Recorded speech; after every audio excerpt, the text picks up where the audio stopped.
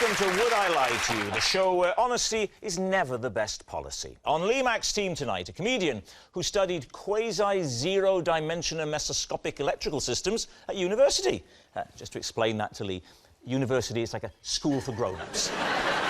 Ben Miller.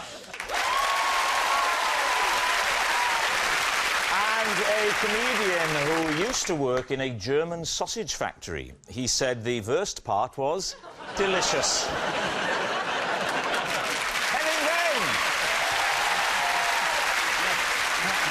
And on David Mitchell's team tonight, an actress currently starring in the sitcom Plebs, set in ancient Rome, where she enjoys being attended to by slaves and taking part in orgies.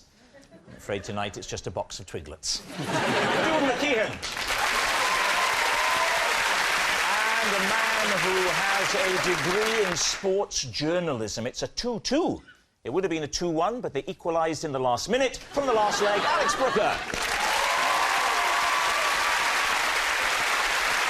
And so to round one, Home Truths, where our panellists each read out a statement from the card in front of them. Now, to make things harder, they've never seen the card before. They've no idea what they'll be faced with, and it's up to the opposing team to sort the fact from the fiction. Ben is first up tonight. Please reveal all. Aside from my friend Mark Park, I have... I think we can end it there. I have 3 other good friends whose names rhyme. Let's not rush any questions. Just never mind. I'm sorry, Ben. I'm going to have to ask you for the names of the friends. Very quickly, right now. You take your time. Richard Pritchard. That rhymes. To be fair, that answer. Yeah, that was a good one. Mark Park. No, we've had Mark Park. There's three other friends on top of Mark Park. Richard Pritchard. You need 2 more. Dave Clave.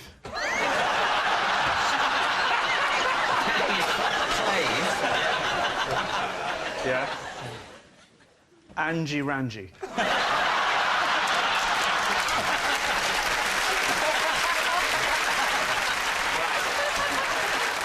And what's Richard Pritchard's job? How do you know him? I know him from school, and he's a quantity surveyor. How do you know Angie Ranji? Where did you meet her? Well, funnily enough, she was in an acting class with me on the Isle of Wight. Where did you run into Dave Clave? Please say it, Rave.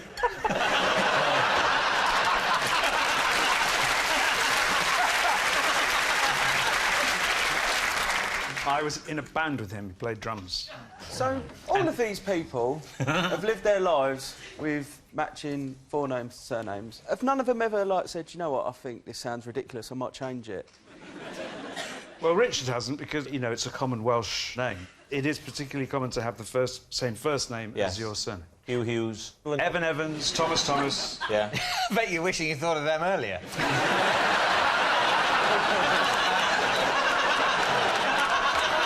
These friends of yours, are they in a small social circle? For example, has Richard Pritchard ever met Angie Ranji? Dave Clave has met Richard Pritchard. Under what circumstances? My 40th birthday Why party. didn't Angie Ranji go? I was in a production of Twelfth Night with Angie Ranji on the Isle of Wight, and we only knew each other for the period of one summer in about 1991. She was a friend of mine, but she wasn't at my 40th birthday, whereas Dave and Richard were. And why did Mark Park not make the birthday party? We're not that close of friends. Oh. So why do you think you and Mark have never really...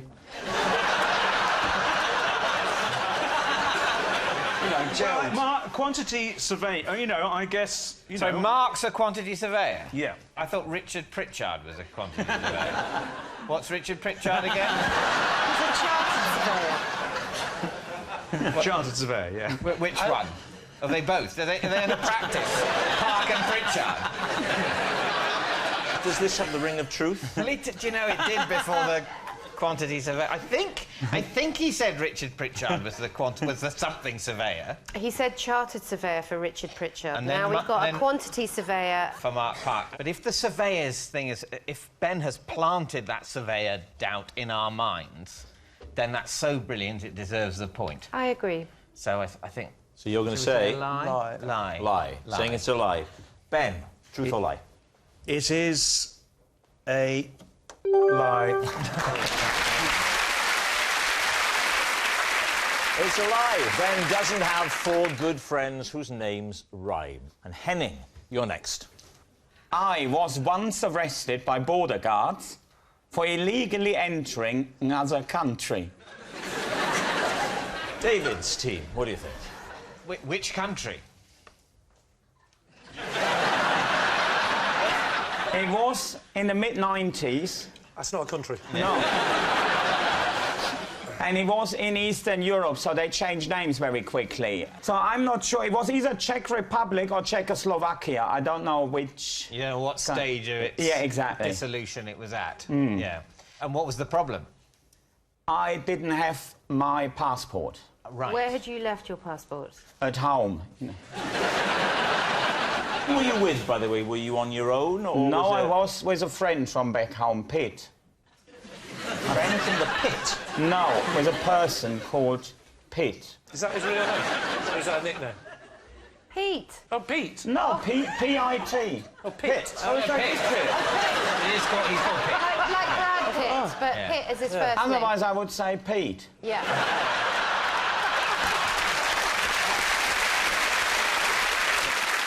We were travelling on something that was called Schönes Wochenend-Ticket.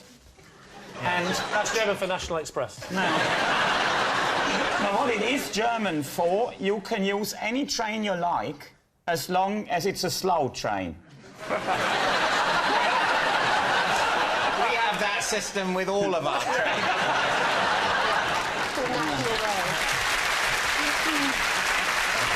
OK, so you get off the train at the border. You do. Is it at that moment you realise you don't have your passport? Yes. So we wanted to go into Czechoslovakia. So I didn't have my passport. So the obvious thing to do is don't go across where the border guards are, but go a mile off into the fields and cross there. If then someone wants to see your passport, you say, oh, I must have lost it. Roughly how far into Czechoslovakia, in whatever form it was, were you? I was about, give or take, a mile. I see in the distance, I see like 2 lights, 2 white lights. They're getting bigger and bigger and bigger. And then I realise it's a Jeep. And then they're driving towards us. I'm quite gripped by this story. The Jeep then just stopped, and then there is 4 people jumping out with automatic rifles and dogs. Automatic dogs. What sort of dogs were they? I didn't ask for their names, but Neither did Alex. they were terrifying dogs, probably Alsatians or something. What happened? They're all around you. So Well, what they do all they say? jump out with their rifles, don't they? And then saying, or whatever their language is. So, and then we had to gain the Jeep, and then we were driving off into Czechoslovakia, and then we ended up in some woods. One of them jumps out, opens a gate, and I didn't even see what was there. Then there is some little wooden hut. And was someone in there that spoke German. We got on well with that fella, and our excuse was, they were saying, we had no idea that we crossed the border. Yeah. So, and then, well, they didn't fully buy it, but they knew there was little point executing us. What happens then? And now the funny story begins. They said, you'll have to pay a penalty. Oh, the Germans and penalties. That Not penalty...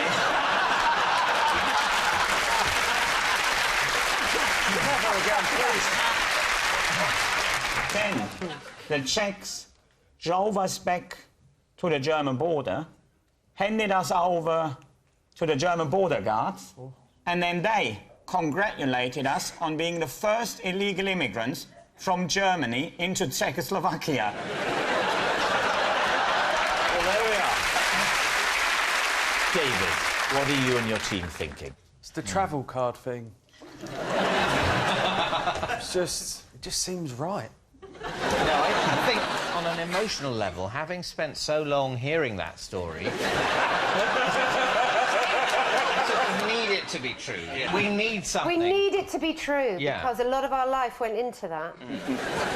So yes, you're gonna on say that true? emotional level, I think we have to say true. You're saying it's true. Henning, truth or lie? Well, that story is actually true.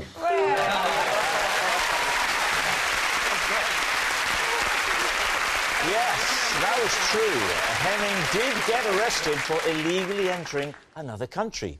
Our next round is called This Is My, where we bring on a mystery guest who has a close connection to one of our panellists. Now, this week, each of Lee's team will claim it's them that has the genuine connection to the guest, and it's up to David's team to spot who's telling the truth. So, please welcome this week's special guest, Nicola.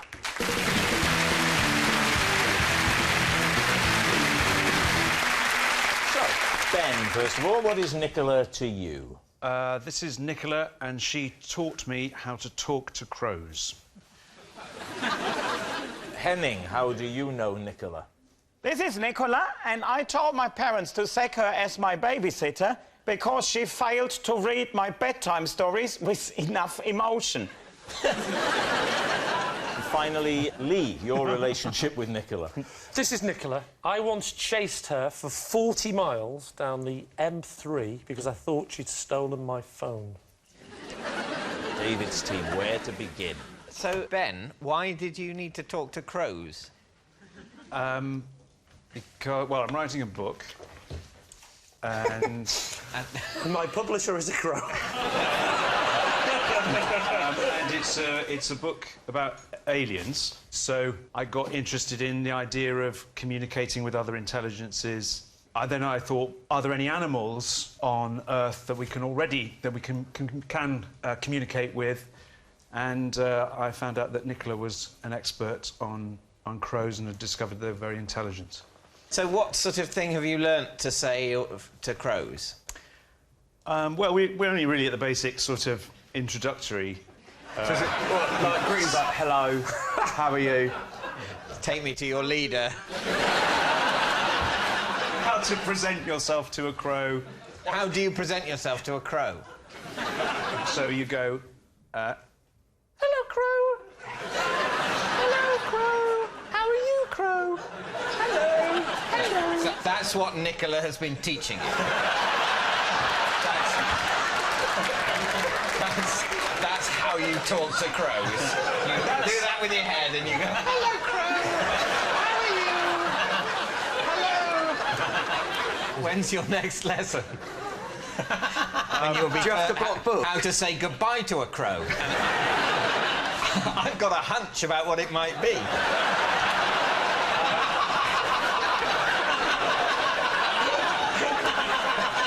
Right, David, who would you like to move on to? Henning, what was wrong with the bedtime story? I didn't enjoy the way she read the bedside story to me. What sort of stories? Give us an example. She was reading Hansel and Gretel to me, and then the witch ends up in the oven. And she read that in a very compassionate way. towards the witch. Yeah, and the good thing at that point is all about the witch got what she had coming, and that's how I like the story read to me. You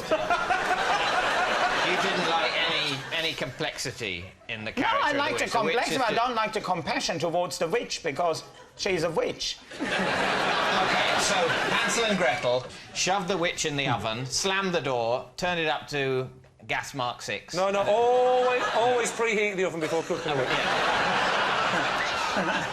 Let's assume it's preheated. OK. Slam the door, turn it up, and then walk out into the forest. How did she misdeliver that line? Well, it was in German, so it was like... Is she German? Nicola, yeah. Ah. You mean yeah? Yeah. Nicola's a classic German name, isn't it? Nicola. Nicola Schmidt. So she was what? She was what? Weeping for the witch, or what? What's? I don't want to have to say this now, but I just didn't overly like her. That's obviously not how I told it to my parents, isn't it? I said to my parents, I said, yeah, she didn't put any butter on the bread and all that business, and didn't get me anything to drink, so, I mean... I stuck her in the oven. OK, what about Lee? Oh, Lee's is not true. So, how did you come to the mistaken belief that she'd stolen your phone? Well, it's an interesting story.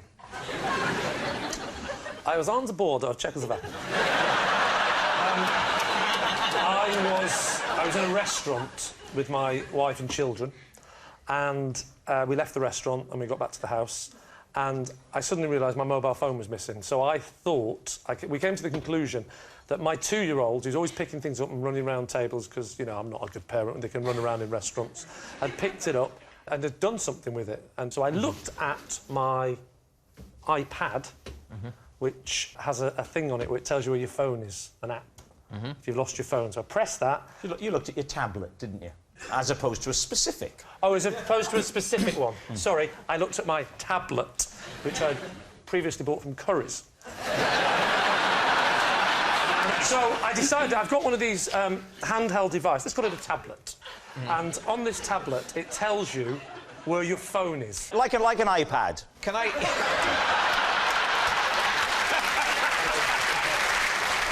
So I checked the app, and sure enough, my phone was doing the little blinky thing, and it was in a street not too far from the restaurant. So I thought, oh, well, maybe my child hasn't taken this phone at all. Maybe it's been stolen. So I rung my mate up straight away, because I'm a coward. I didn't want to go on my own. So he held the iPad. We drove off, we followed the little dot, but then, when we got close, the dot started moving. So we have to follow the dot. Right. The dot gets on the M3, and we're following the dot on the M3. Right. And we travel for about 40 miles. But Nicola could have noticed you in the rear-view mirror, saying, I'm being followed by 2 weird men.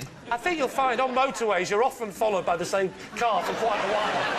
How paranoid are you? He's been behind us for the last 5 minutes. We're on a motorway, David. I know, but something's not right. There's one beside me now. I wasn't right behind it because the dot was moving and I was chasing the dot for a long time. When we were probably about 5 miles away from the dot, because the dot was racing off ahead, we raced after, stopped, and we sussed out that it was a service station on the M3. So we pulled into the service station. Yeah. And that's when the next thing happened. Give me a minute. How could you tell which of the many cars parked in the service station? That's a very good question. Thank you. I wish I had a very good answer.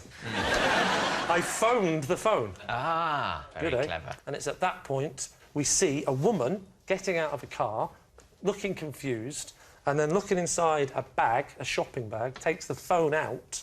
And at this point I think, that's my phone. And she looks innocent because she's looking all confused. To which I go over, I say, that's my phone. And she said, I, honest to God, have no idea how it got in there. And then I start thinking the 2-year-old did pick it up and put it in the bag. And so ends the case for the defence.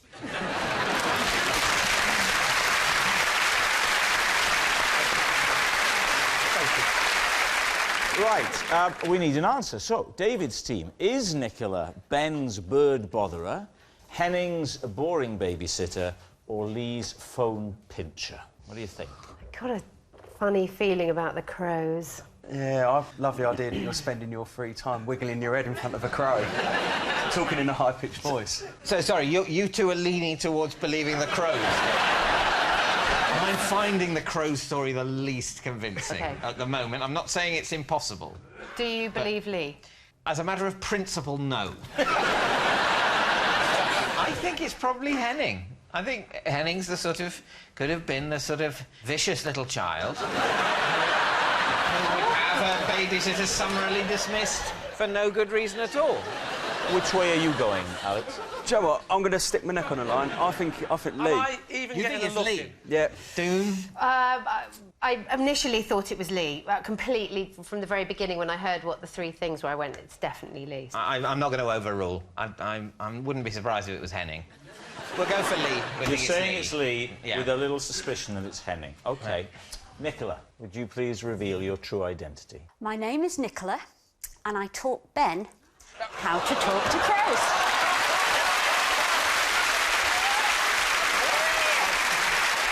Thank you very much, Nicola.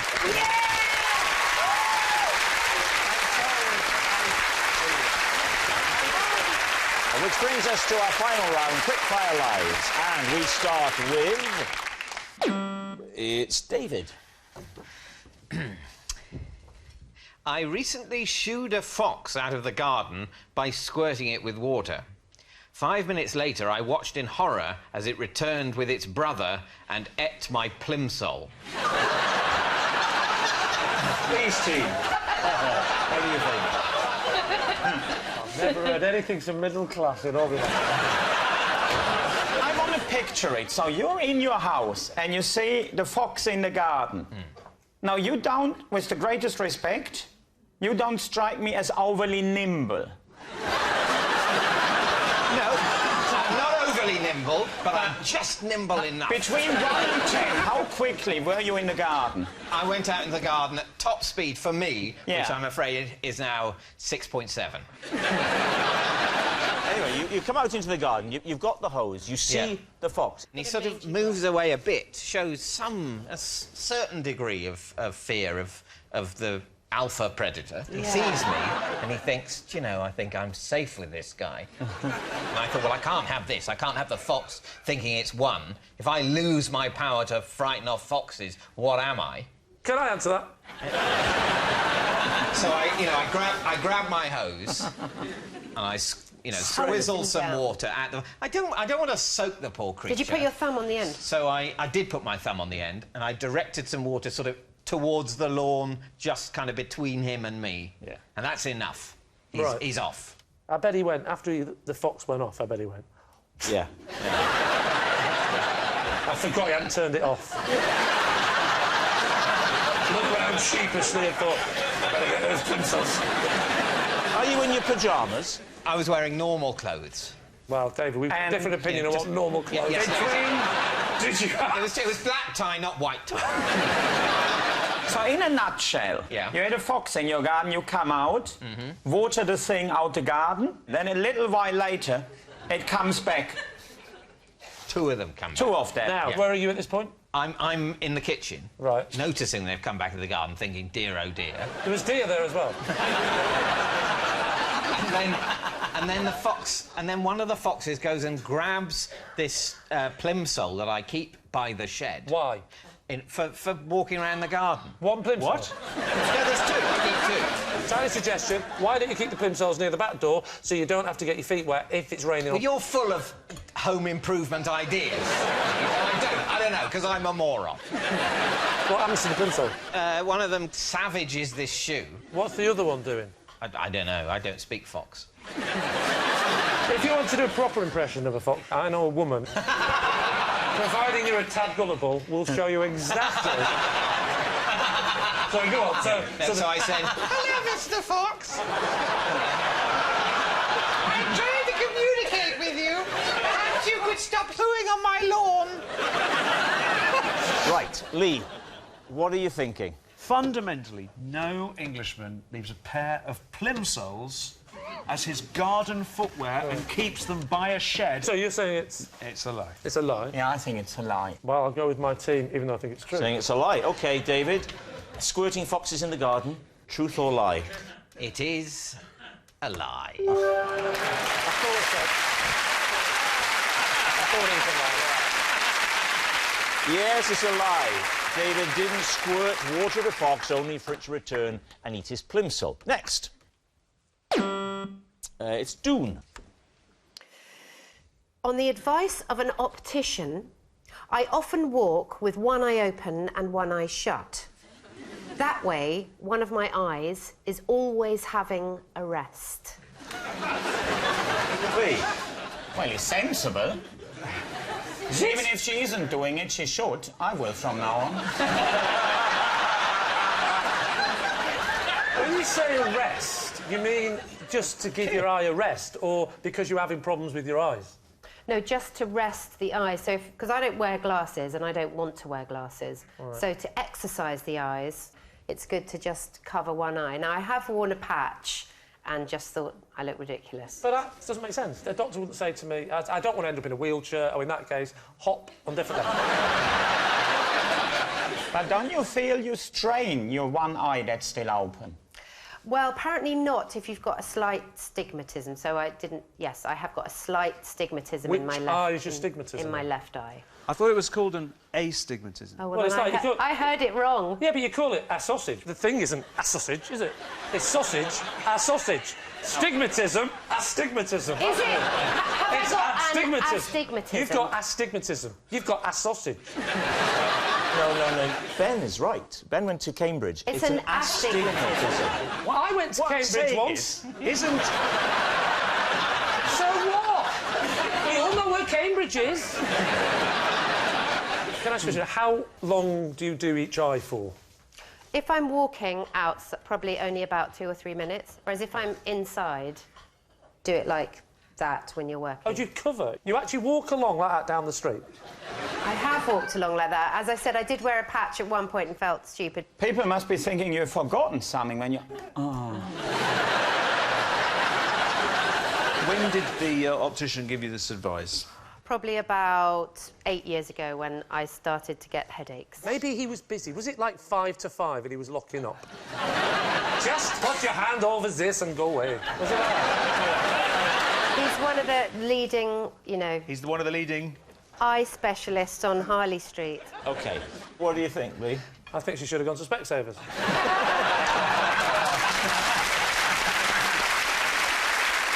What's it going to be, then? Well, I think that's the sort of thing people might do. Now, If I want to know you're what you any mean. good- Do you mean the optician might say that? No, they have got a reputation. If you for don't those. believe that, then it's got to be a lie. Because she's saying he said that. No, he wouldn't have said Then that. it's a lie. It's a lie, then. And Ben, you think it's a lie, don't you? It's not true. I mean, apart from anything, you go to Harley Street, you're paying a lot of money, the man's going to sell you some glasses, isn't he? He's not going to say, just walk down the street. We'll say it's a lie. Saying it's a lie. OK, so do. The eyes, the optician, Harley Street. Truth or lie? It is... lie. Yes, it's a lie. Doom doesn't walk with one eye open and one eye shut. And that noise signals time is up. It's the end of the show. And I can reveal that Lee's team have won by 3 points to 2.